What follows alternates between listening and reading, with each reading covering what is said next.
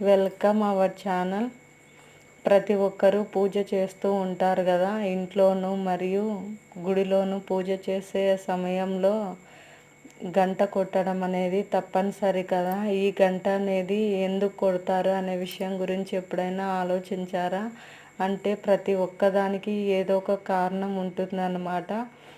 అలాగే గంట కొట్టడానికి ప్రధాన కారణము ఏమిటంటే దేవుణ్ణి ఆహ్వానించడం, దైవత్వాన్ని స్వాగతించడం మరియు నెగిటివ్ శక్తులను తొలగించడం అని అర్థం.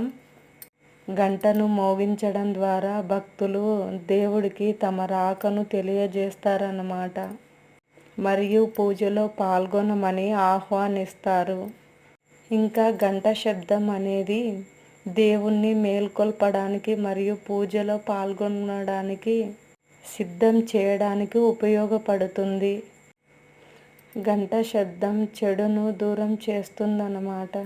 గంట శబ్దం అనేది మనస్సును నిరంతర ఆలోచనల నుండి విడదీసి మనస్సుకు మరింత గ్రహణ శక్తిని పెంచుతుంది. తద్వారా మానసిక ప్రశాంతత కూడా కలుగుతుంది.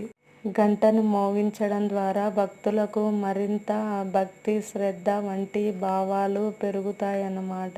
తద్వారా మనము భక్తి శ్రద్ధలతో దేవుణ్ణి ఆరాధిస్తాము.